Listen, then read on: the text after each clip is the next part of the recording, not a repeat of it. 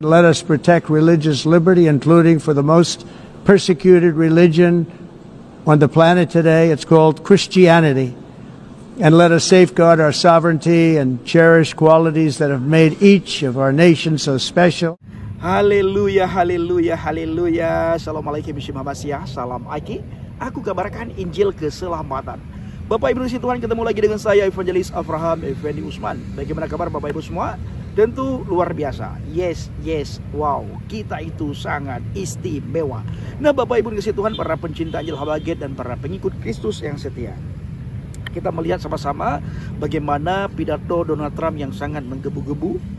Beliau mengingatkan seluruh para hadirin, para kepala negara, para pemerintah yang hadir di PBB, supaya menjunjung tinggi nilai-nilai beragama. Karena di planet dunia ini beliau mengingatkan bahwa agama satu-satunya yang sering dipersekusi, yang sering dihina, yang sering diolok-olok, yang sering dicaci maki, itu adalah agama Kristen. Bahkan seolah-olah kalau saya melihat apa yang disampaikan oleh Donald Trump, dia teringat dengan bangsa dan negara Indonesia. Indonesia ini adalah salah satu negara di mana kekristenan adalah agama yang sangat sering menjadi bahan hinaan, menjadi bahan olok-olokan, menjadi bahan tertawaan orang-orang tertentu dalam agama-agama tertentu, Bapak Ibu. Bahkan gereja, tempat kita beribadah, itu sangat sulit sekali kita mendapatkan izin. Izin tidak diberikan. Bukan kita tidak mau urus izin. Kita di saat beribadah, mereka datang meminta, di mana surat izin kamu bangun rumah ibadah? Di mana surat izin kamu beribadah? Ibadah kita kepada Tuhan harus ada izin sama mereka. Bangun tempat ibadah harus ada izin sama mereka. Padahal kita di dalam gereja hanya beribadah, memuji Tuhan. Kita punya waktu untuk Tuhan. Kita punya waktu dengan Tuhan. Kita membangun hubungan dengan Tuhan. Kita memuji Tuhan. Kita memuliakan Tuhan. Kita meninggikan dan mengagungkan kebesaran Tuhan. Tetapi orang-orang tertentu dalam agama tersebut, Bapak Ibu, selalu mempersekusi, selalu mempermasalahkan tempat ibadah kita, saudaraku. Jadi Donald Trump berharap kepada semua pemerintah yang ada, kepada semua kepala negara yang hadir di sidang PBB, supaya memperhatikan nilai-nilai, norma-norma agama, sehingga tidak terjadi persekusi antara satu agama dengan agama yang lain. Karena kita sama di mata hukum. Seperti di Indonesia, Bapak Ibu, sudah diatur oleh undang-undang bagaimana diberikan hak kebebasan bagi seseorang untuk memilih agama dalam berkeyakinan, dalam membangun rumah ibadah. Tetapi itu hanya sepertinya, tanda kutip, sepertinya hanya ada tulisan, hanya tertulis. Penerapan di lapangan itu sangat tidak pernah kita dapatkan, Bapak Ibu. Ya, penerapan di lapangan itu sangat kurang sekali. Nah, kita sudah sering bersuara, tetapi pemerintah tutup mata, Menteri Agama tutup mata. Kita dianaktirikan, padahal kita bayar pajak. Hak-hak kita dalam membayar pajak itu, Bapak Ibu, sama di mata hukum, dibuat sama. Tetapi di saat kita beribadah, pemerintah tutup mata, Menteri Agama pura-pura nggak lihat. Seruan kita, teriakan kita, suara kita, mereka tidak mau dengar dengan alasan-alasan yang tidak jelas, Bapak Ibu. Saudaraku ini kasih Tuhan, seandainya Alkitab tidak mengajarkan kepada kita kasih, dan orang Kristen tidak terikat dengan hukum kasih, maka tidak ada bedanya kita dengan mereka. Kita akan sering melihat di media sosial, pertumpahan darah pasti terjadi. Kenapa Bapak Ibu? Karena kita pasti melawan ketika ibadah kita diganggu. Makanan kita diharam-haramkan sama mereka. Mereka tidak pernah makan makanan apa yang kita makan, kecuali orang-orang tertentu makan secara sembunyi-sembunyi, Bapak Ibu. Tetapi pada umumnya mereka tidak mau makan makanan yang kita makan, tetapi mereka sibuk mengharam-haramkan, bahkan sibuk sekali mereka mengkafir-kafirkan kita. Mereka rindu, Bapak Ibu, kita ingin masuk ke agama mereka. Dan saya selalu ulang-ulang, saya selalu katakan di live TikTok, di media sosial, coba saudara Ketika saudara mau meninggalkan kekristenan, saudara mau meninggalkan Yesus, masuk ke agama itu, lihat bagaimana tingkah laku mereka. Kalau saudara masuk ke agama tersebut, saya sangat yakin, saya sangat percaya, seperti yang yang sering terjadi, yang sering kita lihat, yang sering kita saksikan, bagaimana setelah mereka meninggalkan Yesus, mulai menghina iman kekristenan, iman yang dia imani dulu, mulai menghina dan menggolok-golok kekristenan, mulai menghina Alkitab, mulai menghina Tuhan Yesus, mulai menghina agama Kristen, Bapak Ibu. Kenapa hal itu terjadi? Karena kasih tidak melekat. Kasih kepada sesama itu tidak pernah diterapkan di dalam kehidupan sehari-hari. Makanya saya bilang, seandainya orang Kristen tidak terikat dengan hukum kasih, maka orang Kristen sama dengan mereka. Tetapi orang Kristen, Bapak Ibu, sudah terikat dengan hukum kasih, sudah ditanamkan kasih. Apapun yang ingin kita lakukan, kita selalu diingatkan tentang kasih. Kita selalu diingatkan tentang pengampunan. Kita selalu diingatkan tentang kesabaran. Kamu harus sabar, kamu harus punya kasih, kamu harus bisa mengampuni. Inilah Bapak Ibu yang sudah mengikat orang Kristen, sehingga ketika orang-orang lain melihat, agama lain memperhatikan, seolah-olah kita ini ciut, seolah-olah kita ini tidak berani, seolah-olah kita ini takut, seolah-olah kita ini adalah benar-benar agama yang ciut nyalinya, agama yang tidak punya keberanian untuk melawan. Padahal saya ingin katakan, bukan Bapak Ibu. Kita bukan sedikit, saudaraku. Ya, di dalam dunia kita adalah nomor 1, Bapak Ibu. Di Indonesia, ya kita nomor 2. Ya, kita minoritas. Tetapi dari segi pemetaan wilayah, kita mayoritas. Dari segi jumlah, kita minoritas. Ingat Bapak Ibu, dari segi jumlah kita minoritas, tapi dari segi pemetaan wilayah, ya, luasnya wilayah, orang Kristen itu adalah mayoritas di bangsa dan negara ini. Tapi sekalipun itu Bapak Ibu, kita ini sudah diikat dengan hukum kasih. Firman Tuhan berkata kepada kita semuanya, di mana firman Tuhan ini Bapak Ibu sering sekali kita perdengarkan dan kita harus ulang-ulang, supaya firman ini tertanam dalam hati dan pikiran kita, dan orang-orang bisa melihat bagaimana kasih yang sebenarnya yang dimiliki oleh orang Kristen, karena itu tertulis dalam Alkitab dan dihidupkan oleh orang Kristen, di mana umat agama lain tidak ada. Apa itu? Kasihilah musuhmu, doakan mereka yang menganiaya kamu. Di dalam Injil Matius 5 ayat 44, firman Tuhan berkata, di mana Yesus memerintahkan para pengikutnya untuk mengasihi musuh, berbuat baik kepada orang yang membenci, dan berdoa untuk mereka yang menganiaya. Dan juga dalam Roma 12 ayat 20-21 Bapak Ibu, juga menekankan tindakan balasan kebaikan, seperti memberi makan musuh yang lapar sebagai cara untuk mengalahkan kejahatan dengan kebaikan, saudaraku. Ya, Bapak Ibu, di dalam Matius 5 ayat 43, ayat 44, firman Tuhan berkata, kamu telah mendengar firman, kasihilah sesamamu manusia dan bencilah musuhmu. Tetapi aku berkata kepadamu, kasihilah musuhmu dan berdoalah bagi mereka yang menganiaya kamu. Ini Bapak Ibu tidak ada di dalam agama manapun, tidak diajarkan di kitab manapun. Dan dunia mengabaikan hal ini. Dunia mengajarkan, apabila engkau dikasihi, maka engkau mengasihi. Apabila engkau dicubit, kau harus mencubit. Kalau kamu tidak mau dicubit, kau jangan mencubit. Ini dunia Bapak Ibu. Tetapi Alkitab mengajarkan lebih daripada itu. Yesus mengajarkan kita, apabila ada orang yang membenci kamu, kasihi dia, baikin dia, ampuni dia, berkati dia, beri dia yang terbaik. Ini ajaran yang sangat konyol bila dipikirkan Bapak Ibu. Ya, ajaran yang sangat konyol. Tetapi ajaran ini bila dihidupkan oleh semua umat beragama, saudaraku, maka dunia aman, damai, tentram. Kita hidup berdampingan satu sama yang lain sangat enak Bapak Ibu. Kita hidup berdampingan itu tidak sulit. Kita hidup berdampingan tidak pernah bermusuhan, karena yang kita terapkan adalah hukum kasih, saudaraku. Makanya firman Tuhan katakan dalam kitab Galatia, tidak ada satupun hukum yang menentang kasih. Di dunia manapun Bapak Ibu, dari penjuru dunia manapun, dari belahan dunia manapun, di daerah manapun, di kota manapun, tidak ada satupun hukum yang menentang kasih. Mau siapapun itu, mau premankah dia, mau siapapun dia Bapak Ibu, mau agama apapun dia, tidak pernah ada orang yang menentang kasih.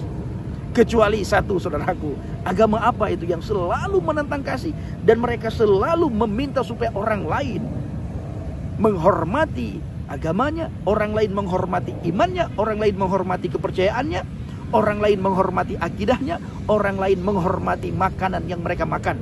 Tetapi mereka tidak pernah menghormati agama lain, tidak pernah menghormati iman kepercayaan orang lain, tidak pernah menghormati keyakinan orang lain, dan tidak pernah menghormati Tuhan yang tidak pernah mereka sembah. Tetapi mereka meminta, memaksakan orang lain untuk menghormati mereka. Bahkan mereka tidak segan-segan untuk menghina kitab yang tidak mereka imani, tidak sungkan-sungkan menghina Tuhan yang tidak mereka imani. Tetapi Bapak Ibu, jangan coba-coba agama lain melakukan hal yang sama. Kalau ada agama lain yang melakukan hal yang sama, maka keluarlah satu fatwa: rela mati demi agama, rela mati demi Tuhan, rela mati demi keyakinan, rela mati demi akidah, rela mati demi ini, demi itu, demi kitab, bahkan rela mati demi pemuka agama, saudaraku. Nah, ini yang diajarkan, saudara. Jadi yang diajarkan itu, yang ditanamkan itulah kebencian terhadap umat agama lain, kebencian terhadap sesembahan lain, kebencian terhadap keyakinan orang lain. Hanya segelintir orang yang benar-benar sadar bagaimana kita bisa mengasihi satu sama yang lain. Itu bukan diajarkan Bapak Ibu, itu bukan ajaran, itu bukan dia dapatkan di sebuah kitab, tetapi dia sadar, hatinya menolak untuk melakukan kekerasan, hatinya menolak untuk mempersekusi seseorang, hatinya menolak untuk menghina dan mengolok-olok iman, kepercayaan, serta agama orang, serta sesembahan yang tidak disembah. Nah, ini Bapak Ibu. Jadi ketika ada orang yang tidak menghina agama lain, itu bukan karena ajarannya, tapi karena kesadaran hatinya yang bertolak belakang, sehingga dia tidak mau menghina agama lain, tidak mau menghina sesembahan lain, tidak mau menghina keyakinan dan kepercayaan orang lain. Sementara kita Bapak Ibu dididik dari kecil, diperdengarkan mulai dari sekolah minggu, kasih yang benar-benar kasih yang bukan sekedar tertulis, tetapi kasih yang harus kita lakukan. Sebagaimana Tuhan sudah terlebih dahulu mengasihi kita, itulah kasih yang harus kita perlihatkan kepada dunia. Makanya Yesus hadir ke dunia ini untuk menunjukkan kasihnya yang begitu nyata kepada dunia. Bagaimana dunia menghakimi dia, bagaimana dunia mengolok-olok dia, bagaimana dunia mencaci maki dia, bagaimana dunia ingin menyalibkan dia, dan dunia bisa menyalibkannya tanpa memikirkan tentang kasih. Sekalipun Bapak Ibu itu sudah dinubuatkan jauh-jauh hari bahwa Kristus harus mati di atas kayu salib, tetapi karena kasih pada orang dunia, kasih pada orang ahli Taurat, kasih yang dimiliki oleh orang-orang tertentu pada zaman Yesus itu tidak ada, maka Yesus Kristus tersalibkan Bapak Ibu. Itu semua kasih yang tidak ada. Jadi saudaraku, dengan matinya Kristus di atas kayu salib, dia menunjukkan kasihnya kepada dunia, kasih yang nyata. Bukan kasih sekedar tulisan, bukan kasih sekedar ucapan, tetapi kasih dengan tindakan. Inilah yang diajarkan oleh Yesus Kristus kepada umat manusia. Ya, khususnya kepada kita, orang-orang yang percaya kepadanya, kita harus terapkan kasih itu. Maka ketika ibadah kita dipersekusi, kita cenderung diam. Kita tidak melawan. Kenapa? Karena kasih yang sudah tertanam kepada diri orang Kristen mulai dari sekolah minggu Bapak Ibu.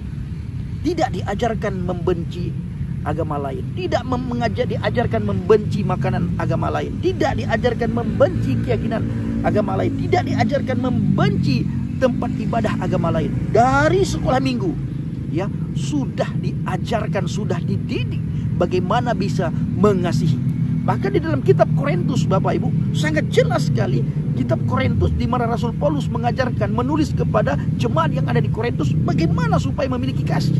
Bahkan Rasul Paulus berkata, orang yang tidak memiliki kasih sekalipun dia bisa berbahasa, bisa berbicara dengan semua bahasa, ya, tetapi bila dia tidak memiliki kasih, itu seperti gong. Rasul Paulus mengajarkan kepada jemaat yang di Korintus, sekalipun engkau melakukan segala perkara, pandai dalam berbicara, pandai dalam mengajar, pandai dalam pelayanan, pandai dalam penginjilan, kalau engkau tidak memiliki kasih, itu tidak ada artinya sama sekali. Jadi Bapak Ibu, kasih yang dididik, yang tertulis dalam Alkitab, itu bukan hanya sekedar tulisan, bukan hanya sekedar bacaan, bukan hanya sekedar ucapan, tetapi kasih yang ada dalam Alkitab itulah sudah ditunjukkan oleh Yesus Kristus di atas kayu salib. Inilah kasih yang sesungguh-sungguhnya kasih. Kasih yang sebenar-benarnya kasih, Bapak Ibu. Makanya firman Tuhan mengajarkan kita, kasihilah Yahweh Tuhanmu dengan segenap hatimu, dengan segenap jiwamu, dengan segenap akal budimu. Dan kasihilah sesamamu manusia sebagaimana engkau mengasihi dirimu sendiri. Nah, dua hukum ini itu tercantum, ya, mencakup semua tulisan-tulisan yang ada di dalam Alkitab, yaitu kasih kepada Tuhan dan kasih kepada sesama. Jadi saudaraku, ketika Donald Trump mengatakan agama Kristen adalah agama yang paling sering dipersekusi di planet bumi ini, agama yang paling sering dihina, paling sering diolok-olok, umat Kristen ketika beribadah dihina, umat Kristen ketika memuji Tuhannya diolok-olok, umat Kristen ketika merayakan perayaan Natal diolok-olok, diharam-haramkan. Sepertinya Donald Trump lagi menyentil bangsa dan negara kita, bangsa yang sangat kita cintai, bangsa yang sangat kita kasih, yaitu bangsa Indonesia, Bapak Ibu. Apakah kita sadar atau tidak sadar? Seperti kalau kita melihat Donald Trump lagi berbicara untuk pemerintah bangsa dan negara kita, yaitu bangsa Indonesia. Bapak Ibu, saya akan bacakan sekali lagi Matius 5 ayat 44, ya. Tetapi aku berkata kepadamu, kasihilah musuhmu dan berdoalah bagi mereka yang menganiaya kamu. Ini tidak ada, Bapak Ibu. Mengasihi musuh, mendoakan mereka yang menganiaya kita, itu hanya ada di dalam Alkitab. Itu hanya diajarkan di dalam kekristenan. Agama lain tidak mengajarkan, ya, tidak mengajarkan, Bapak Ibu. Makanya kita harus bangga menjadi pengikut Kristus. Kita harus bangga telah percaya kepada Yesus. Kita harus bangga telah belajar Alkitab, telah membaca Alkitab, telah menjadi bagian daripada kekristenan. Dan kita harus tinggal di dalam kekristenan itu. Artinya kita harus tinggal di dalam Kristus, supaya hukum dan apa yang tertulis dalam Alkitab bisa kita aplikasikan di dalam kehidupan kita sehari-hari. Dan di dalam Injil Lukas 6 ayat 27 dan ayat 28, itu hampir sama dengan apa yang tertulis dalam Injil Matius 5 ayat 43 dan ayat 44. Apa kata Yesus? Tapi kepada kamu yang mau mendengarkan, kepada kamu yang mau mendengarkan, kepada dunia yang mau mendengarkan, aku berkata, kasihilah musuhmu, berbuat baiklah kepada orang yang membenci kamu, berkatilah orang yang mengutuk kamu, berdoalah bagi mereka yang menyakiti kamu. Jadi saudaraku, kekristenan itu tidak diajarkan bagaimana kita bisa mati untuk agama, bagaimana kita bisa mati untuk Tuhan, bagaimana kita bisa mati untuk Alkitab, ya, bagaimana kita bisa mati untuk para pemuka agama. Tetapi kekristenan itu, Alkitab itu mengajarkan kita bagaimana kita bisa menerapkan kasih sehingga agama kita dipermuliakan. Bagaimana kita menerapkan kasih sehingga Tuhan kita dipermuliakan. Bagaimana kita melakukan kasih dan menerapkan kasih sehingga orang-orang melihat kemuliaan Tuhan di dalam kehidupan kita beragama, saudaraku. Jadi ketika saya diskusi, Bapak Ibu, suatu hari lawan diskusi saya berkata, Bang Pendi, di dalam agama kami juga diajarkan kasih.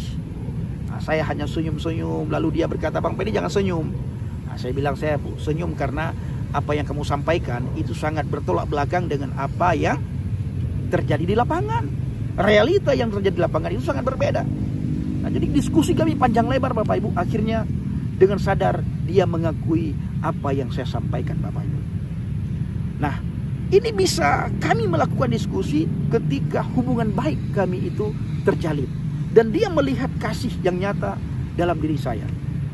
Ya, ketika ketemu, saya berikan, halo, shalom, apa kabar? Nah, dia tidak keberatan lagi, Bapak Ibu. Kenapa? Karena dia sudah kenal pribadi saya. Dia sudah tahu pribadi saya. Ngopi kami sama-sama, makan sama-sama. Dia hanya bilang, Bang Pedi jangan ajak saya makan BPK ya. Daging babi ya Bang Pedi, lain boleh ajak makan. Terus saya bilang, kalau hasil korupsi bagaimana? Udahlah, jangan bicarakan itu, kata dia. Jadi Bapak Ibu, kita sering sharing. Saya berdoa supaya teman ini bisa percaya kepada Yesus. Dan Bapak Ibu, puji Tuhan, ada banyak sekali orang-orang, khususnya dari Aceh, mereka DM saya lewat TikTok. Mereka minta diajarkan tentang kekristenan, tentang Alkitab, Bapak Ibu. 2 malam yang lalu, ada orang yang sharing dengan saya lewat DM. Dia ingin masuk Kristen. Saya bilang, jangan masuk Kristen dulu. Kamu berdoa dulu. Kamu sembahyang dulu. Kamu minta petunjuk dulu. Kalau benar yakin kamu ingin masuk Kristen, nanti kamu hubungi saya lagi. Jadi Bapak Ibu, dia ingin supaya hidupnya itu diubahkan. Artinya dia ingin karakternya diubahkan. Dia ingin akhlaknya diubahkan. Dia ingin adabnya itu diubahkan. Saya berkata, kalau hanya itu yang kamu inginkan, baca Alkitab, saya bilang. Ya, baca Alkitab. Nanti kamu akan mendapatkan kedamaian, kamu akan mendapatkan sukacita, nanti kamu akan mendapatkan perubahan dalam hal perubahan karakter. Nah, saudaraku, orang-orang Aceh tidak semuanya ya, hanya beberapa orang yang melihat, yang bisa melihat perubahan saya setelah saya percaya kepada Yesus, setelah saya masuk Kristen, setelah saya menjadi pengikut Kristus. Hanya beberapa orang, Bapak Ibu, yang benar-benar mau melihat. Kalau yang lain itu kebenciannya sudah ke ubun-ubun. Jadi orang-orang inilah yang melihat bagaimana sabar dan kasihnya saya di saat saya dihina, di saat saya diolok-olok ketika live, di saat saya dicaci maki ketika live, Bapak Ibu. Saya tidak membalas. Sehingga hati dia tersentuh dan dia DM saya. Akhirnya kami terjadi sharing dan nama Tuhan dipermuliakan karena saya menceritakan siapa itu Yesus. Saya tidak menceritakan bagaimana agama kekristenan. Saya tidak menceritakan bagaimana pendeta, bagaimana gembala, bagaimana kehidupan orang Kristen. Saya menceritakan bagaimana Alkitab, bagaimana ajaran Alkitab dan man huwa Yeshua, siapa itu Yesus Kristus. Diterima, puji Tuhan, tidak diterima, Bapak Ibu. Tugas saya, puji Tuhan, sudah selesai. Ya, tugas saya sudah selesai, Bapak Ibu. Makanya Alkitab berkata, ketika ada orang yang meminta pertanggungjawaban iman kepada kamu, kamu harus bisa memberikan pertanggungjawaban dengan lemah lembut dan dengan rendah hati, dengan baik, bukan dengan kasar, bukan dengan olok-olok, bukan dengan cara menghina. Nah, Bapak Ibu kasih Tuhan, berkatilah orang yang mengutuk kamu, berdoalah bagi mereka yang menyakiti kamu. Itu hanya benar-benar tertulis dalam Alkitab, itu hanya ada ajaran Alkitab. Sebagaimana saya katakan tadi, teman saya, ya saya punya teman, ketika diskusi dia bilang bahwa kami juga diajarkan untuk mengasihi. Lalu saya berkata, bagaimana dengan penerapan di lapangan, bagaimana dengan kejadian di lapangan, bagaimana dengan realita yang ada, bagaimana dengan kenyataan yang ada, sehingga membuat dia manggut-manggut dan akhirnya mengakui, Bapak Ibu, bahwa apa yang saya sampaikan selama ini itu tidak pernah bertentangan dengan hati nuraninya. Kenapa, Bapak Ibu? Kasih yang kita sampaikan, bukan kejahatan yang kita sampaikan. Maka saudaraku, ketika Bapak Ibu melihat saya bersama dengan Bang JDP penginjilan di daerah Padang dan ke Nias, ke Mentawai, ke Aceh, Bapak Ibu, kami tidak pernah pakai masker. Kenapa? Karena kami bukan membawa kejahatan.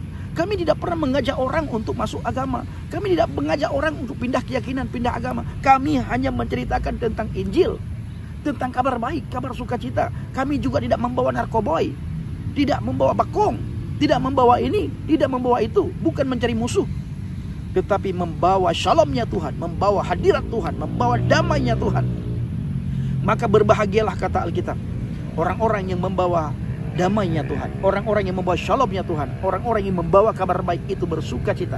Bahkan dalam Injil dikatakan orang yang membawa berita baik, orang yang membawa kabar baik, orang yang membawa damai disebut anak-anak Elohim, anak-anak Tuhan. Karena anak iblis, Bapak Ibu, membawa kehancuran ke dunia ini. Ya, iblis itu membawa kehancuran. Maka dia datang untuk membunuh, membinasakan, dan mencuri kedamaian dan sukacita serta kemuliaan Tuhan. Hanya itu tugas iblis, Bapak Ibu. Saudaraku, dalam Roma 12 ayat 20-21 ini ayat yang terakhir yang saya bacakan. Tetapi jika musuhmu lapar, wow, ya, ini luar biasa, saudara ya. Tetapi jika musuhmu lapar, kata Alkitab, berilah dia makan. Jadi tidak disuruh aniaya, biarkan dia mati kelaparan di situ, enggak. Sekalipun ada orang yang menghina kita, mengolok-olok kita, Bapak Ibu, ada orang yang mempersekusi kita, ada orang yang mengancam kita, ada orang yang mengganggu ibadah kita. Kalaupun dia lapar, saudara, kita harus memberikan makan kepada dia. Ini kata Alkitab, jika dia haus, berilah dia minum. Karena dengan berbuat demikian, engkau menumpuk bara api di atas kepalanya. Janganlah kejahatan mengalahkan engkau, tetapi kalahkanlah kejahatan dengan kebaikan. Janganlah kejahatan menguasai pikiran kita. Jangan kejahatan menguasai hati kita. Jangan kejahatan menguasai hidup kita. Tapi biarlah kebaikan, kasih Tuhan, pengampunan, itu yang harus kita terapkan. Biarlah kebaikan yang harus menguasai hati dan pikiran kita. Maka Bapak Ibu, kita harus berada selalu di dalam kebenaran Tuhan. Ya, ketika kita berada dalam kebenaran Tuhan, maka semua hal yang sulit itu bisa kita lakukan. Saudaraku, beberapa hari yang lalu saya diancam ya oleh orang Aceh. Kalau saya pulang ke Aceh, kepala saya dihargai 200 juta katanya. Nah, saya belum upload videonya di YouTube, saudara ya. Itu di TikTok.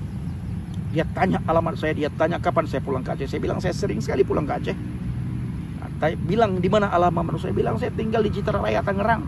Datang aja, saya sering makan mie Aceh di Tangerang, di Citra Raya. Datang kita sharing. Banyak orang-orang Aceh di daerah Tangerang bertemu dengan saya.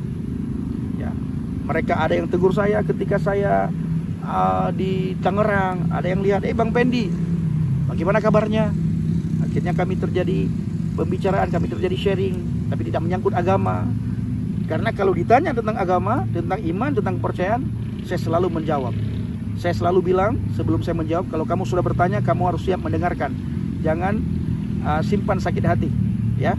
Buang dulu sakit hatimu, buang dulu kebencianmu, buang dulu egomu, persiapkan hatimu untuk mendengar. Kalau tidak, jangan bertanya tentang agama, jangan bertanya tentang keyakinan dan iman. Ini saudaraku. Jadi Bapak Ibu dikasih Tuhan, dalam kitab Roma 12 ayat 20 sampai 21, ya intinya kalahkanlah kejahatan dengan kebaikan. Jangan kita pelihara kejahatan, jangan simpan kepahitan, dan jangan simpan kebencian. Mari kita kedepankan kasih. Saudaraku dikasih Tuhan, terima kasih. Kiranya video ini bisa menjadi berkat bagi kita semuanya. Terus dukung dalam doa dan bawa pelayanan yang kita lakukan ke dalam doa syafaat Bapak Ibu, agar lewat pelayanan kita banyak orang dimerdekakan, banyak orang menemukan kebenaran, banyak orang bisa datang kepada Yesus, banyak orang tahu tentang kebenaran, banyak orang mengerti dan memahami betapa pentingnya keselamatan jiwa. Ada dua tempat yang lagi menunggu umat manusia, surga dan neraka. Dua tempat itu penentuannya Bapak Ibu masa di dunia ini. Apakah kita mau ke surga atau kita mau ke neraka? Kalau kita mau ke neraka, maka kita berjalan dengan pikiran kita, berjalan dengan maunya kita. Tapi kalau kita mau ke surga, mari kita berjalan dengan cara Tuhan, melalui firman-Nya. Akulah jalan dan kebenaran dan hidup. Ana tariq wal haq wal hayah. La ahadan yadhhabu ilal abi. Tidak ada seorang pun yang datang kepada Bapa kalau tidak melalui aku. Terima kasih Bapak Ibu, terus dukung dalam doa. Pertengahan bulan Oktober nanti saya sama Bang JDP kembali pelayanan penginjilan bermisi ke pedalaman Mentawai selama 3 minggu. Nah, Bapak Ibu dukung dalam doa, bawa dalam doa syafaat agar orang-orang yang sudah dimualafkan bisa kembali ke jalan yang benar, bisa kembali kepada Tuhan, bisa memahami, mengerti tentang pentingnya keselamatan itu. Terima kasih. Assalamualaikum warahmatullahi wabarakatuh. Salam Aki. Aku kabarkan Injil keselamatan. Bapak Yahweh Bishop Adonai Yesus Hamasiah. Waruah Kudus memberkati kita semua. Haleluya. Amin. Salam murtadin. Terima kasih.